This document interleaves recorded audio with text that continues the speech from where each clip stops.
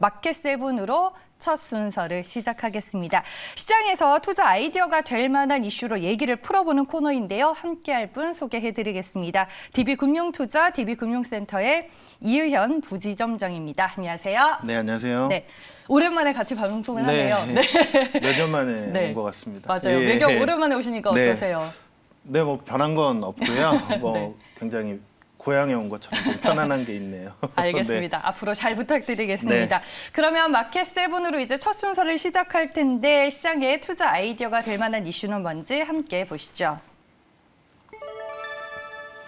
네, SSG 쓱닷컴의 상장이 이제 본격화되는 분위기입니다. 아직 상장까지는 많은 시간이 남기는 했지만 이커머스 시장을 중심으로 붙고 있는 이 전쟁에 대해서 오늘 저희가 좀 얘기를 해볼까 합니다.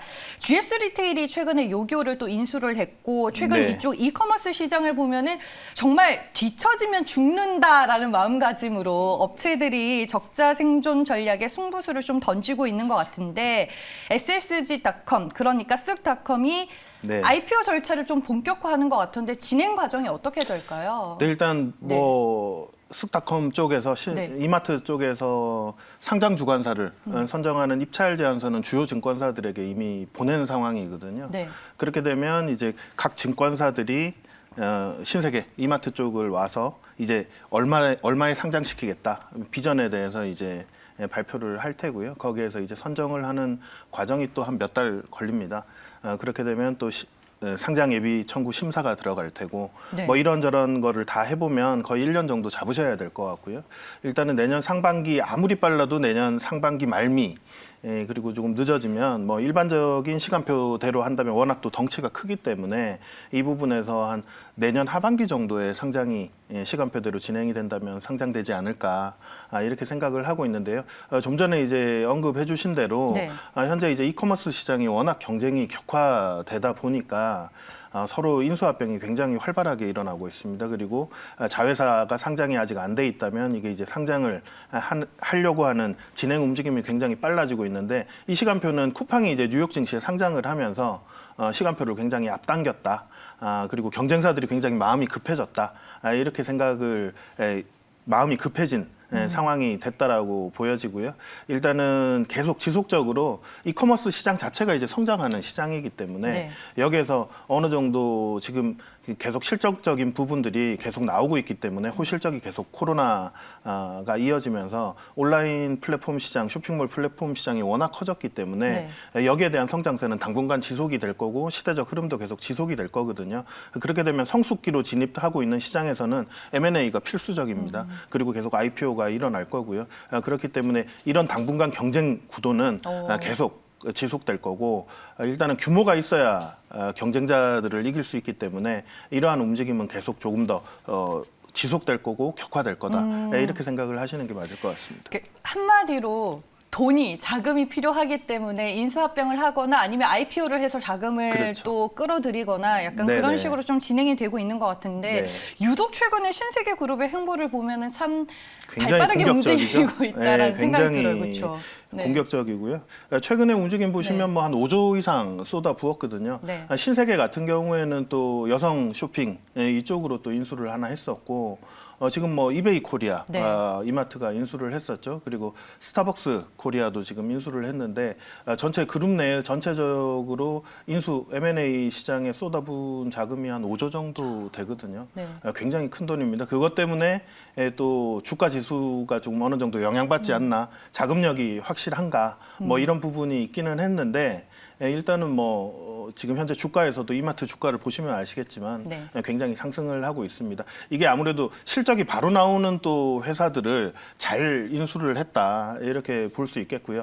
여기에서 이제 그 함의의 그 안에 내재된 이제 부분을 이제 투자자 입장에서는 봐야 되는데 일단은 이베이 코리아를 인수함으로써 온라인 채널을 단순하게 강화한다. 일단은 표면적으로는 온라인 채널, 쇼핑 채널을 강화한다라고 하지만 일단 점유율을 그 전에 이제 이마트 코리아가 가지고 있던 점유율이 온라인 플랫폼에서 점유율을 합하면 15%가 넘거든요. 그렇게 되면 온라인 쇼핑몰 플랫폼 안에서 이제 쿠팡은 제치게 되는 거고 그 위 1위가 보통은 이제 쿠팡을 최고라고 생각을 투자자분들이 많이 하시는데 네. 네이버가 그쪽에 이제 시장 점유율을 가장 많이 가지고 있습니다. 그렇기 때문에 이렇게 되면 또 이마트 내부적으로는 오프라인 매출과 온라인 매출이 한 50대 50 정도로 재편이 되는 상황이거든요. 네. 그렇게 되면 앞으로 디지털화 한다라고 보시면 됩니다. 오프라인이 주가 아니라 온라인 시장을 더 키우겠다라는 거거든요. 모바일 쇼핑 그리고 온라인 쇼핑 시장을 더 키우겠다라는 것이기 때문에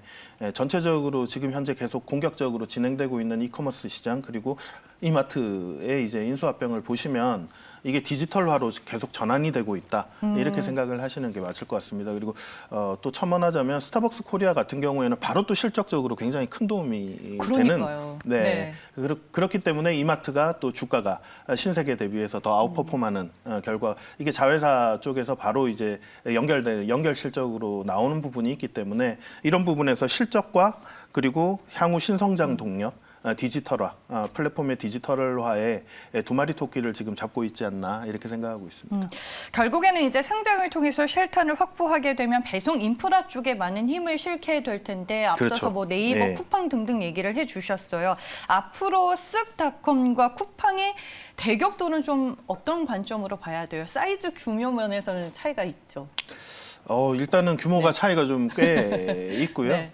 다만 이제 국내 시장 일단 쓱닷컴 같은 경우에는 이제 든든한 모기업 이마트가 있지 않습니까? 네. 그렇게 되면 가장 이제 틈새로 파고들 수 있는 게 마켓컬리도 마찬가지였고 뭐 오아시스도 마찬가지였고 지어소프트에 네. 일단은 신선 배송, 신선 식품에 대해서 이마트를 등에 업고 있기 때문에 확실히 강점이 있거든요. 그쪽 부분을 치고 들어갔고 현재는 뭐 흔히 이제 주부들이 쓰는 이 온라인 쇼핑몰 이제 신선식품 역에서는 한 3위 정도, 2, 3위 정도 포지션을 차지하고 있는데요.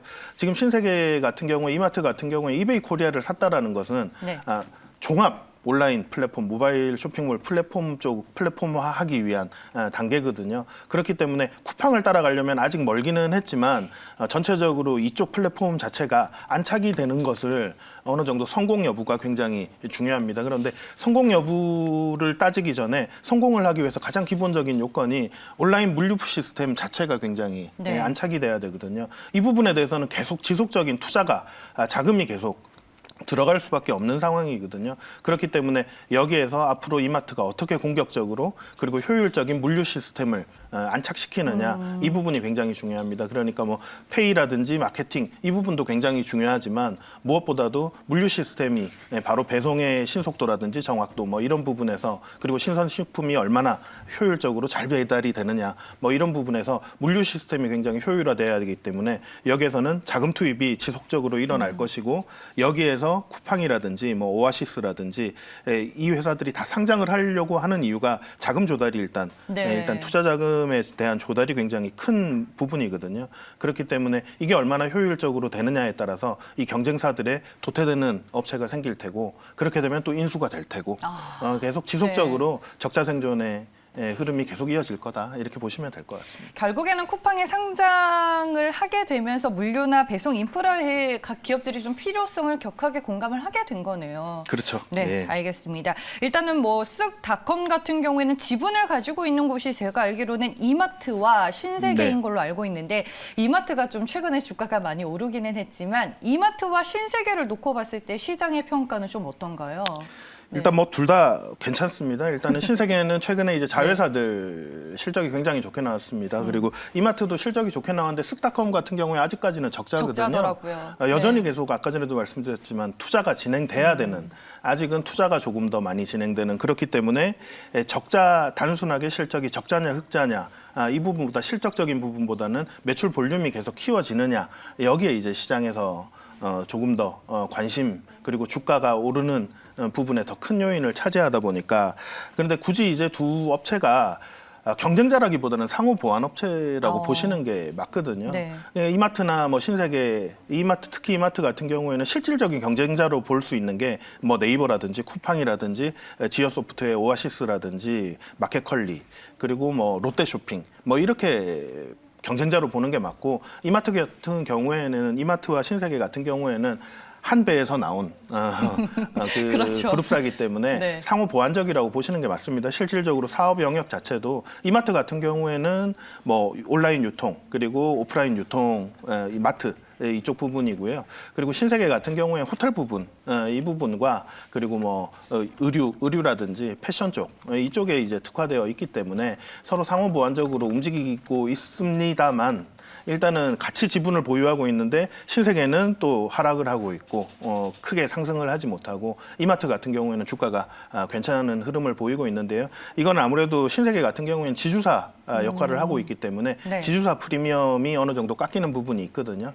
그리고 이마트가 최근에 공격적으로 인수합병한 부분을 보면 여성 의류 쪽 플랫폼을 제외하고는 대부분 이마트가 대부분 대주주를 전체를 인수한 것은 네. 이마트거든요. 뭐 스타벅스도 마찬가지고요. 이베이 코리아도 마찬가지고요. 그리고 쑥닷컴 같은 경우에도 이마트가 또 보유하고 있는 거의 대주주이기 때문에 이 실적이 이제 부분에서 그쪽으로 반영이 그렇죠. 되죠. 이마트로. 실질적으로 또 바로 수혜를 받는 것도 이마트이기 때문에 그리고 사업 부문 자체도 이마트가 소유하고 있다라고 시장에서 판단하고 있기 때문에 현재 주가 자체는 이마트가 조금 더 좋을 것이다. 그리고 중장기 성장성도 더 좋을 것이다. 다만 이제 최근에 이제 신세계 같은 경우에도 자회사들 실적이 굉장히 좋게 나왔기 때문에 신세계도 충분히 업 포텐셜이 있다라고 보시는 게 맞을 것 같습니다. 알겠습니다. 그러면은 이마트와 신세계를 증권가에서는 어떻게 바라보고 있는지 저희가 리포트 제목들을 한번 싹 모아봤습니다. 한번 정리를 해볼게요. 네, 증권사에서 바라보고 있는 이마트와 신세계에 대한 의견이라고 볼 수 있겠습니다. 네, 먼저 신세계를 바라보는 증권사 리포트 제목을 보면요. 백화점부터 자회사까지 호실적이지만 네, 카카오페이 증권의 리포트 제목 이름이었습니다. 아무래도 이제 3분기는 좀 실적 둔화를 우려하는 목소리가 있는 것 같고요. 하지만 전체적으로 2분기 실적이 좋았다. 그리고 고가 소비라든지 보복 소비의 효과가 이번 2분기 실적에 크게 반영이 됐다라는 평가를 했습니다. 다음은 이마트의 증권사 리포트 제목으로 정리를 해봤습니다. 늦었지만 지금이라도 필요한 전략이다라고 신용증권은 이마트에 대해서 얘기를 했고요. 미래를 위한 변신을 가속화하고 있고 쓱닷컴 적자 확대에도 뭐 본업이라든지 연결 자회사 실적 긍정적이다. 그리고 완벽한 변신을 준비하는 시기다라는 평가들이 있었습니다. 네. 부지전증님께서는 이마트와 신세계를 놓고 보면 어디에 조금 더 투자 매력도가 있다라고 보세요? 당장의 실적을 보면 신세계가 조금 더 매력이 있다라고 보고 있습니다. 일단 네. 주가 자체도 굉장히 상승을 하지 못했고요. 그런데 중장기적으로 보면 좀 전에도 말씀드렸지만 아까 네. 전에 리포트 헤드라인에도 나왔지만 이마트를 가장 잘 표현할 수 있는 부분이 변신. 아, 변신. 네, 아까 전에도 말씀드렸지만 네. 온라인 플랫폼 자체가 이제 50% 5대5 정도 됐거든요. 사실 백화점도 마찬가지고 신세계 백화점도 마찬가지고 이마트의 오프라인 매장도 마찬가지고 지속적으로 이제 부동산을 소유는 하고 있지만 발전성은 작거든요. 일단 코로나가 그것을 가속화시키기는 했지만 결국은 이제 온라인 모바일 플랫폼, 쇼핑 플랫폼이 대세거든요. 그렇기 때문에 직접 가서 무언가를 사고 이 대면으로 하는 부분보다는 비대면이 계속 활성화될 것이기 때문에 이 부분에서 조금 더 준비를 잘하고 있고 중장기 성장 가능성을 보유하고 있는 것은 이마트라고 보입니다. 알겠습니다. 8월 13일에 리포트가 저렇게 많이 나왔더라고요. 신세계와 이마트 제가 네, 요즘에 굉장히 어제 핫하죠. 네. 쭉 정리를 해봤는데 하이투자증권에서 나온 미래를 위한 변신 중이 이마트를 가장 잘 표현하고 네. 있는 제목인 것 같다라고 얘기를 해주셨습니다. 지금 쓱닷컴 외에도 뭐 마켓컬리나 오아시스 등 네. 여러 업체들이 상장을 준비하고 있는데 이렇게 치열한 경쟁과 IPO 전쟁 속에서 뭐 이마트나 신세계 외에 수혜를 예상해 볼 수 있는 관련주들을 정리해 보면 어떤 것들이 있을까요? 일단 뭐 네. 개인 투자자분들은 여기에서 이제 물류 쪽이 워낙 커지다 보니까 물류 회사 쪽을 많이 보더라고요. 그런데 네. 물류 회사는 상장된 회사들이 군소업체들이 굉장히 많습니다. 군소업체들이 굉장히 많고요.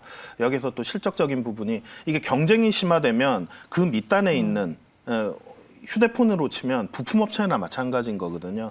이 부분에서 마진이 줄어들 수밖에 없습니다. 상장을 준비하는 업체들은 실적적인 부분을 굉장히 네. 중요시하거든요. 그렇기 때문에 거기에서 어느 정도 그것을 배달을 하고 납품을 하는 물류 회사들 자체의 마진이 줄어들 수밖에 없는 구조거든요. 네. 그렇기 때문에 선정을 하시는데 굉장히 좀 신중하셔야 될 것 같고요. 실질적으로 수혜를 받는 기업이라고 하면 지금 금방 언급해 주신 이마트라든지 신세계, 쓱닷컴이 바로 상장을 하는 바로 자회사를 모회사가 바로 그리고 지어소프트, 오아시스 같은 경우에도 상장 준비를 하고 있는데 그렇게 되면 오아시스를 소유하고 있는 지어소프트라든지 실질적으로 상장에 수혜를 받는 업체를 보셔야지 그 밑단에 있는 물류 업체는 굉장히 선별하는 눈을 가지고 그리고 실적적인 부분, 재무제표를 조금 더 꼼꼼히 보시고 하시는 게 맞지 않나.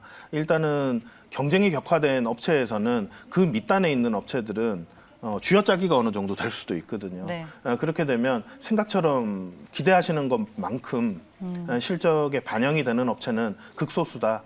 이 부분에서 지금 선정하는 눈을 조금 더 가지셔야 된다. 이 말씀을 드리겠습니다. 주가의 변동성이 큰 그렇죠. 힘든 길을 가지 말고 네네. 안정성을 보장할 수 있는 뭐 이마트, 신세계, 지어소프트 모회사를 네. 가셔라. 이렇게 네. 좀 축약을 해보자라고 말씀을 네. 해주셨습니다. 오랜만에 방송을 했는데 저희 한 5년 만에 봤나요? 네. 뭐 한 4, 5년 정도 된 것 같아요. 참 네. 어제 본 것처럼 편하네요, 네, 부지점장님. 네, 이른 시간부터 또 함께해 주셔서 정말 감사하고요. 저희 마켓세븐은 오늘 여기서 마무리하도록 네. 하겠습니다. DB금융투자 DB금융센터의 이유현 부지점장과 함께했습니다. 고맙습니다. 네, 감사합니다.